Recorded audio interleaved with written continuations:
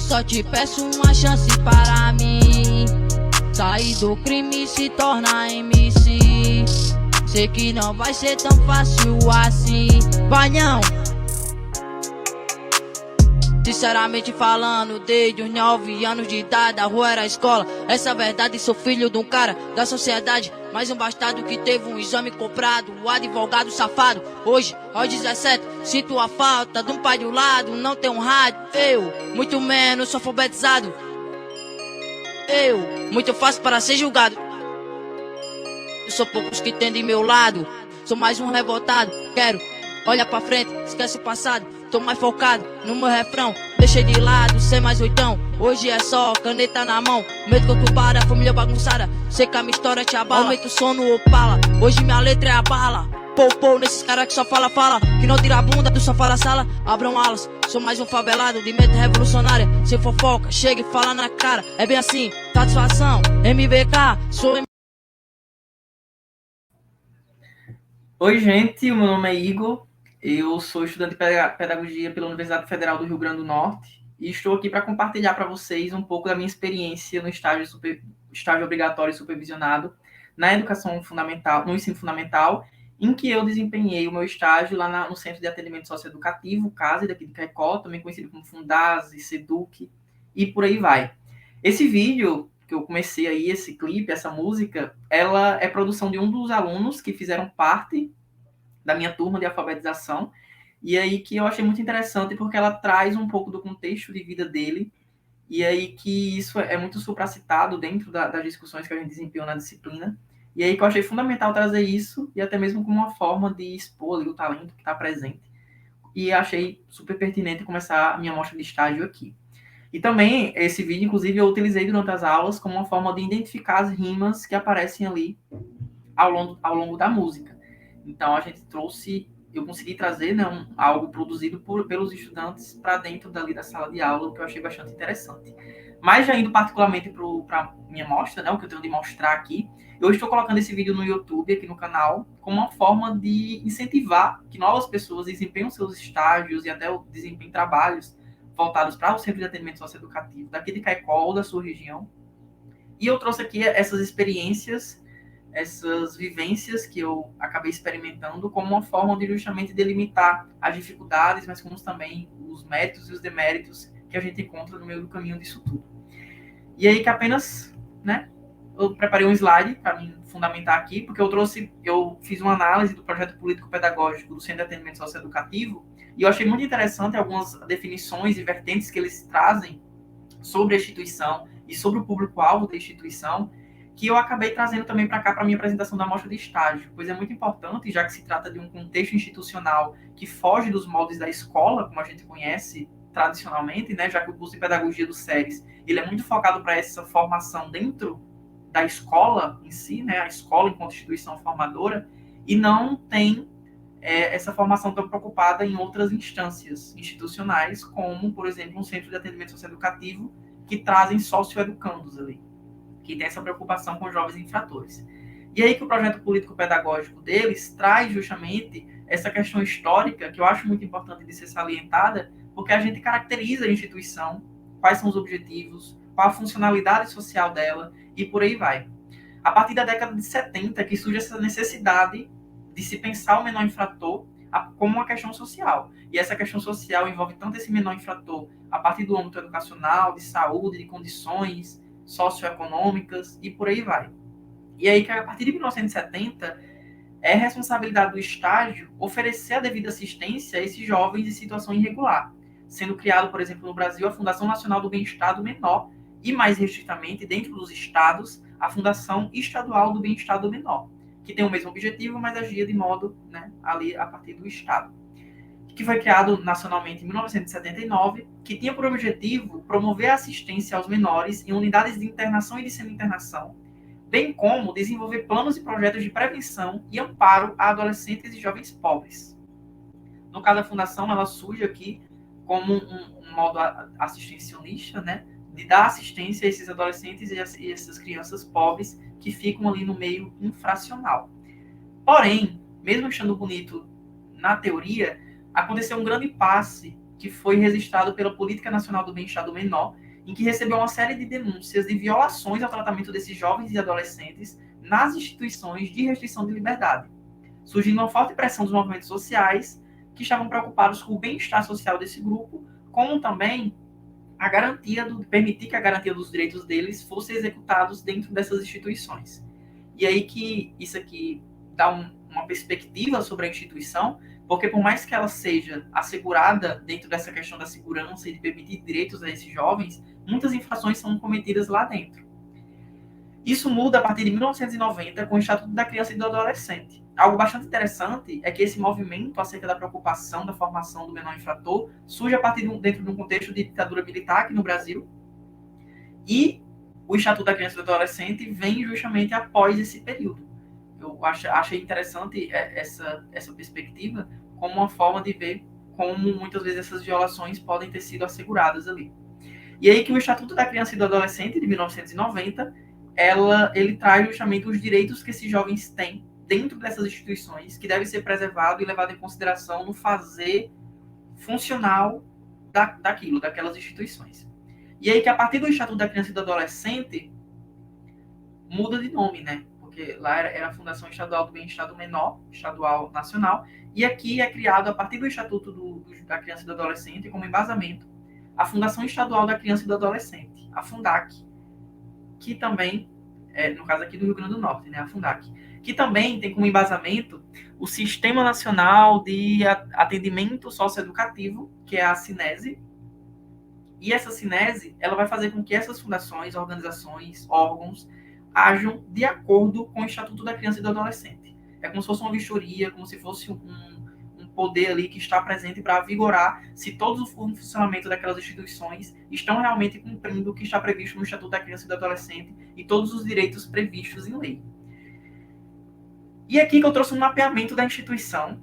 É muito interessante essa questão do mapeamento, porque diferente de... Eu fiz o estágio na educação infantil, e aí que a gente é apresentado toda a escola, todos os âmbitos da escola, todas a biblioteca, os banheiros, contos banheiros, enfim. E aí que, no caso, eu não é permitido, na verdade, né, por questão de segurança e por aí, fazer esse mapeamento institucional de uma maneira tão minuciosa. E aí que eu só tinha acesso mesmo a questões a salas ou âmbitos que eu realmente utilizava. Por exemplo, quando eu entrava, né, tem ali aquela guarita de segurança, guarita não, né, uma casinha da segurança, e aí tem a secretaria, onde eu coloco meus pertences e coloco meu registro, a sala de aula, a sala dos professores, ao qual eu ficava, e a sala da secretaria, que envolve ali a pedagogia institucional, enfim. Então, eram os únicos âmbitos ali, era um corredorzinho mesmo, que eu tinha acesso. Não conheci, por exemplo, a biblioteca, os refeitórios, os alojamentos, por uma questão de segurança, mas também por uma questão ali de função, né? A minha função não era acessar esses lugares. E mesmo sendo estagiário, não tinha essa permissão. E aí que no projeto político-pedagógico traz esses âmbitos, né? Que, por exemplo, é separado a partir da funcionalidade organizacional da instituição. No caso, a direção, equipe técnica, secretaria, atendimento psicológico, serviço social, enfermaria, almoxerifado, cozinha, 2 refeitórios, auditório e por aí vai. Além disso, o ambiente daqui da casa, ela recebe até 32 adolescentes, que são divididos a partir de núcleos, que são diferenciados por cores, são 4 núcleos, isso, 4. O azul, vermelho, amarelo e verde, e além disso, os alojamentos são subdivididos por letras, que vai de A a N. Aqui está um desenho de como se dá esse alojamento, né? Ali a área de convivência, TV, e é muito interessante, e isso está previsto, inclusive, dentro do projeto político-pedagógico da instituição, que esses alojamentos eles são pensados justamente para separar as pessoas, os sócios educandos, que fazem parte de facções rivais, justamente para tentar evitar ao máximo conflitos e lutas ali dentro daquele ambiente e colocar em risco a integridade física dos sócios educandos. E aí que eu trouxe, para finalizar essa questão mais teórica, a responsabilidade dessa fundação. Né? Qual é a responsabilidade dessa fundação em relação aos sócios educandos? Os direitos que eles têm dentro dessa instituição. E aí que traz a garantia da alimentação, vestuário, higiene, a assegurar a inviolabilidade de integração física, psíquica e moral, atenção integral à saúde, permitir o usufruto do Sistema Único de Saúde, respeitar a diversidade dos jovens, a sua sexualidade, a convivência familiar, garantir o acesso dos sócios-educandos à documentação pessoal, enfim, uma série de direitos que são previstos e que devem ser colocados em práticas no funcionamento daquela instituição. Eu trouxe isso como uma forma de identificar para a gente, enquanto educador que vai fazer o estágio lá, que existem lá sujeitos de direitos e que esses direitos devem ser preservados. No meu caso, enquanto estagiário, eu estou ali para exercer o papel de educador, no sentido de fomentar eles, permitir que eles tenham um desenvolvimento de ensino e aprendizagem coeso e coerente. No caso, eu preciso assegurar esses direitos enquanto integrante ali daquela instituição durante aquele período que eu fui colocado. Porém, eu também tenho meus direitos. E aí que isso é muito perpassado durante a preparação, quando você vai estagiar lá, tanto no meu caso pela pedagoga institucional, pela gerente e por aí vai, sobre o nosso comportamento, para justamente assegurar o meu direito enquanto cidadão, como também o direito daquele sujeito que está ali dentro do processo de ensino e aprendizagem. Por mais que exista essa série de responsabilidades, principalmente em relação à integridade física, é muito interessante como no próprio projeto político-pedagógico é assegurado que a Fundasa, em 2014, por exemplo, foi denunciada por violação desses direitos. Então é muito interessante a gente ter esse contexto dessa instituição enquanto uma instituição que, por mais que seja, teoricamente, alicerçada nessa questão da segurança, existem violações lá dentro, tanto para os sócios educandos que fazem parte, como também para a equipe que faz parte da coordenação e funcionários ali da equipe. Lá na Fundasa existem 3 fases fundamentais assim que funciona a coisa toda. A fase de acolhimento, que é aquela fase em que os meninos chegam, meninos porque são apenas meninos lá, né?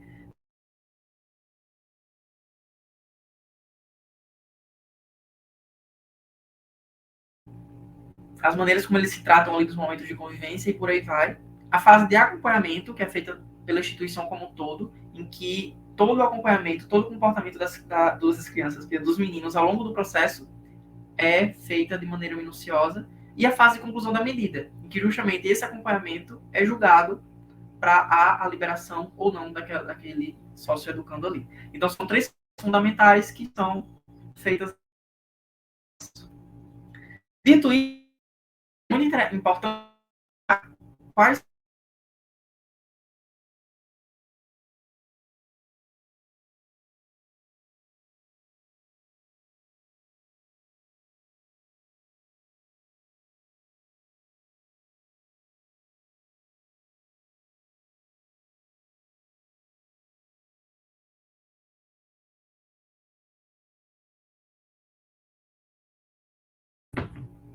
E aí que eu trouxe a adolescência e suas facetas. Quando a gente está estudando a infância na educação infantil, a gente vê que a infância não pode ser interpretada a partir dessa coisa singular, né? Dessa coisa, a infância é blá, blá, blá, blá, blá, blá, dessa coisa de definição muito restrita, uma vez que não existe uma infância, existem várias infâncias.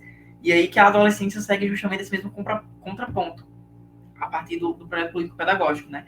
A adolescência é interpretada dentro do centro de atendimento socioeducativo a partir dessa perspectiva de que não existe uma adolescência. Existem várias adolescências que são influenciadas pelas formas distintas, de acordo com o tempo histórico, a classe social, o gênero, a raça, as configurações familiares, os espaços geográficos e as culturas que os adolescentes e os jovens estão inseridos, enfim.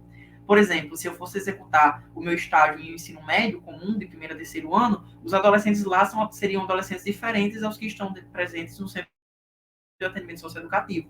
Diferentes, tanto em sentidos culturais, como em questão de classe social, de gênero, de raça, e por aí vai. Então é muito interessante essa perspectiva que a Fundação traz sobre a adolescência, porque ela leva em consideração a diversidade daqueles agentes que estão presentes lá.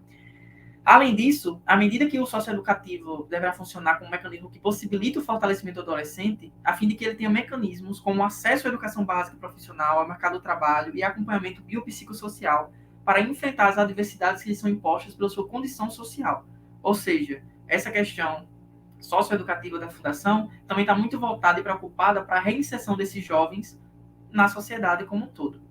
Dito isso, a partir dessa perspectiva do sujeito público-alvo da instituição, são os adolescentes, eu trago meu estágio, que teve um período de observação de 17 de outubro a 21 de outubro. E aqui está uma foto logo da entrada, né, da instituição. No caso aqui era o que eu falei, né, a guaritinha dos seguranças, e logo ali dentro a gente entra na secretaria e teria a sala logo ali. E aí que era o único espaço que eu era permitido ficar. E aí que a minha observação, ela foi feita de 17 a 21, só que é algo muito interessante. Eu não tive contato com os meninos, com os estudantes, com os sócios educandos durante esse período de observação. Em circunstâncias dos atritos que existiam dentro dos alojamentos, as fugas que estavam acontecendo durante esse período, foi colocado, em decorrência da minha segurança, da segurança das outras professoras e de todos os funcionários que fazem parte dali, que as aulas seriam suspensas. Então, o meu período de observação, ele foi muito voltado para o contato que eu tive com as professoras, porque eu era seguido colaboradoramente pela pedagoga institucional. Eu fui acompanhado por ela, né? A Isabel, que era pedagoga institucional da instituição. Então, sendo pedagoga institucional da instituição, a Isabel, ela tinha o contato e fazia com que todo o processo de ensino-aprendizagem acontecesse. No caso, ela era a responsável por fazer com que a sala fosse um ambiente seguro para que o processo de ensino-aprendizagem e, logo, a minha função enquanto professor funcionasse ali dentro. Então, ela era que checava, era ela que checava com os seguranças se estava tudo bem nos alojamentos, se o ambiente estava propício, se os seguranças tinham alguma insegurança para desempenhar aquele papel. Era pedagoga institucional também, que fazia a checagem do meu material, se existia algum material ali que colocava em risco a minha integridade física, como também dos próprios alunos, e por aí vai. Então, eu tive muito contato com a pedagoga institucional durante esse período de observação, porque uma vez que eu não tive contato com os alunos, eu acabava seguindo ela ali para todas as movimentações que ela fazia. E também eu tive muito contato com a pedagoga que, de fato, desempenhava o acesso, né? Era professora dos alunos. Eu tive 3 alunos, todos eles no processo de alfabetização. E aí, que quando eu tive o contato com a professora, durante esse período de observação, eu fiquei muito observando as atividades que ela colocava em prática para os meninos, para justamente não fazer algo que fugisse muito ali do que ela estava propondo. Então, eu tive acesso a essas atividades, que, como a gente pode ver, traz um pouco essa infantilidade, que foi muito criticada durante o meu processo de formação na disciplina de estágio, né, em que muitas vezes as atividades colocadas eram atividades infantis e que necessitava de uma adaptação para uma atividade que levasse em consideração a adolescência enquanto público-alvo. E aí que a gente vê aqui essas atividades, né, cruzadinhas, essa questão de formar as sílabas. Todos eles já conheciam algumas sílabas, mas não todas. E aí que eu fiz o meu período de regência focado nisso, no que eles já sabiam a partir do que a professora me dizia, porque novamente eu não tive contato com eles. E aqui matemática, né, eles também desempenhavam isso, essa questão da tabuadinha. A professora sempre tinha uma atividade com todas as respostas certas, né?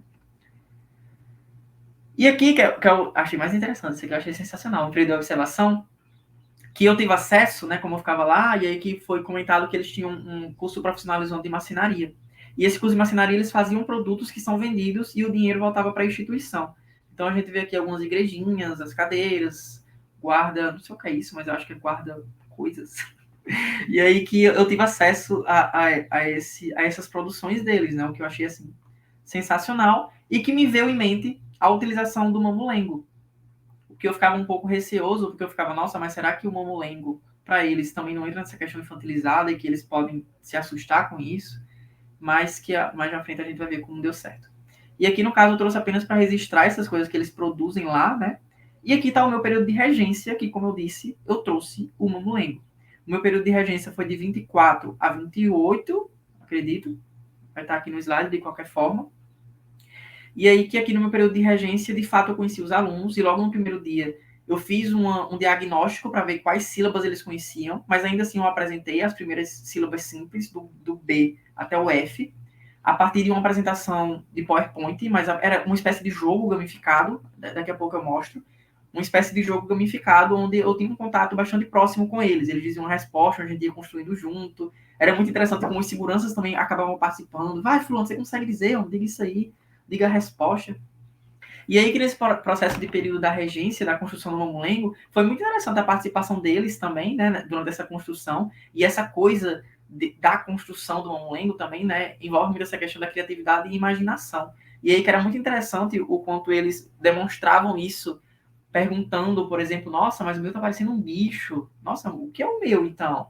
E aí que é muito interessante também como esse processo, ele traz reflexões sobre estereótipos, sobre essa questão de, o meu vai ser nossa, um segurança. Então, como ele vai se comportar? Como o meu boneco vai se comportar? E aí que os alunos traziam essa reflexão. O meu vai ser um professor, então, silêncio. Então, era algo que eles brincavam, né? Eles acabavam brincando ali naquele processo e foi algo, assim, bem divertido. E também aqui no processo de construção do Mamulengo, os seguranças também participavam, diziam, nossa, o seu tá horrível. Comentários, assim, que promoviam riso, promoviam aquela troca. E como no período de observação não tive contato com os meninos, o Mamulengo contribuiu para que eu criasse esse vínculo mínimo com eles nesse primeiro momento, né? Como se fosse um momento ali de boas-vindas, digamos assim. Mas que, ainda assim, além do Mamulengo, é porque não tem foto de todos os momentos, todas as ações que eu desempenhei. A gente também fez esse diagnóstico sobre as sílabas iniciais para justamente eu desempenhar a aula do dia posterior. Aí aqui tá o dia do dia 25, né? 24, 25. Que aqui eu trouxe uma apresentação, como vocês podem ver, eu utilizei o Data Show, porque eu fiquei muito nessa de levar materiais que não poderiam ser utilizados, porque nossa prática fica muito restrita, o nosso planejamento fica muito à deriva. E aí que eu utilizei muito essa questão do PowerPoint, utilizei muito de gamificações. Gamificações utiliza ferramentas, aquelas animações do próprio PowerPoint, como forma de instigar a interação, a participação deles ali. E como eram 3, acabava ficando muito gostosinho, porque eles diziam, aí a resposta aparecia, será que era isso, será que era não? E eles participavam muito, né? Eles eram muito participativos. E aí que aqui vocês podem ver que são 2, 3, né? Eu tinha 3 alunos, mas apenas um dia teve a participação dos 3, de fato. Nos outros dias eram 2 e alguns dias eram apenas 1. E isso acabava dificultando muito a minha prática, né? Porque acabava meio que ficando que o planejamento teria que ser revisto. Porque, por exemplo, no outro dia que o aluno que faltou não veio, teria que rever, ler aquele conteúdo com ele, de alguma forma. E aqui que eu trouxe novamente fotos, no caso a utilização do PowerPoint. Aqui eu estava passando um vídeo, né? Eu passei vários vídeos também. Inclusive a própria música que eu iniciei aqui a minha mostra foi alvo da minha apresentação. E aqui eu fazendo atividade com eles, né, justamente para ter esse contato do que eles sabiam, do que eles não sabiam, de se eles já conseguiam ler frase. Inclusive, teve uma experiência muito interessante que, na medida que eu ia fazendo isso, um deles conseguiu ler uma frase completa. E ele não tinha lido ainda, nunca tinha lido uma frase completa. E aí que, você leu, é isso mesmo. E aí que era engraçado que ele ficava, não, professor, diga aí a verdade, pô. Não, lê isso não. É isso mesmo aqui que você leu, que eu li? E eu, é isso mesmo. E aí que tinha muito essa questão, né, de desacreditar ali dentro desse processo de aprendizagem do que seria capaz, do que não. Isso foi muito interessante. E aqui o meu último dia, em que ele terminou o Mamulengo, né? Só ele conseguiu terminar, os outros não participaram aí desse processo de construção. E aí que ele pintou o Mamulengo dele, deu o nome de João Joaquim. Era algo assim, era João Joaquim, alguma coisa assim, que era o nome de um dos seguranças, o que eu achei bastante interessante, né? Ele deu o nome de alguém que convive ali minimamente bastante com ele. E aí que eu trouxe rapidamente essa questão das fotos para mostrar mesmo as atividades desenvolvidas, o que eu fiz, como eles reagiram a isso. De maneira geral, foi muito interessante e algo bastante forte para mim é que eu estou ali enquanto educador. No caso, eu estou ali preocupado com o processo de ensino e aprendizagem dos alunos, o que eles aprenderam, o que eles estão com dificuldade, e eu preciso desempenhar alguma coisa que vá diretamente a isso, vá em encontro a isso. E tenho que me despir muito desses preconceitos que existem, né?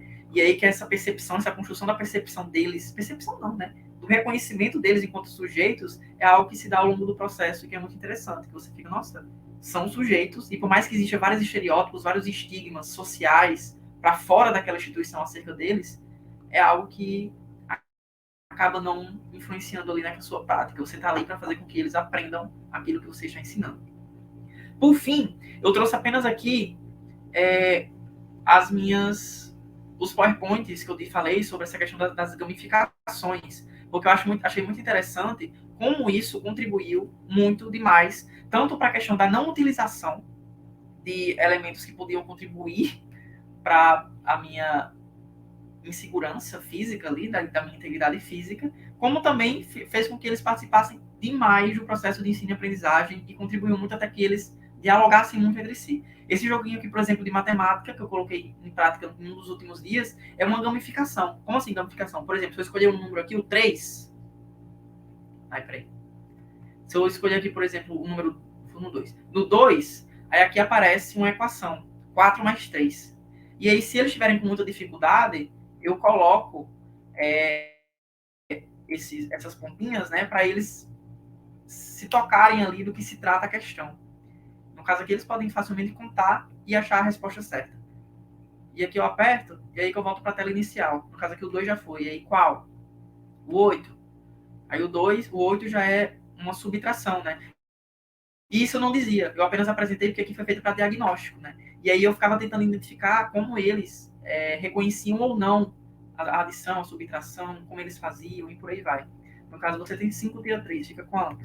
2. E aí que eles super participavam, super gostavam ali daquela mínima interação possível. Lógico que dá para fazer algo mais bem elaborado aqui no PowerPoint, mas eu acabei utilizando esse mesmo para facilitar ali aquele processo.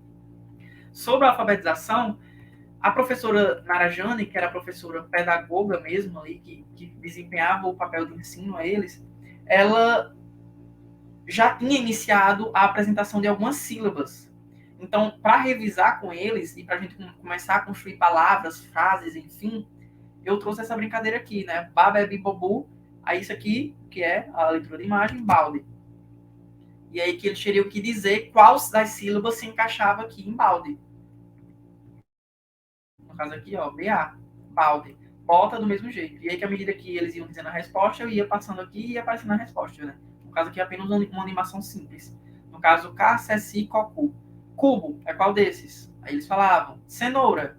Falavam, cama, falavam. E aí que à medida que eles iam falando, eu ia apertando para aparecer a resposta. No caso, isso aqui foi a estratégia que eu utilizei para a apresentação de todas as sílabas, como uma forma justamente de não utilizar nenhum elemento, lápis, a ponto, tesoura, nada, como também como uma forma de tornar aquilo ali o mais participativo, criativo, envolvido, em gerar essa interação ali. E aí, de maneira geral, é isso. Agradeço quem assistiu esse vídeo. E aí que eu vou deixar a amostra presente aqui, de maneira de exibição, né? A exibição vai ficar disponível aqui, como uma forma de justamente tentar fazer com que mais pessoas se interessem nesse âmbito. Eu fui muito bem preparado, digamos, por mais que o curso de pedagogia não me prepare para isso, mas a disciplina de educação de jovens e adultos, a educação do campo, movimentos sociais e educação popular, a própria disciplina de estágio, a várias professoras, né, Danila me contribuiu muito para isso, me instigaram muito a fazer com que a minha prática pedagógica fosse além do âmbito escolar. E eu acho que, dentre das minhas experiências que eu tive enquanto estudante no curso de pedagogia, essa foi a que mais me formou e que mais me desafiou em vários aspectos.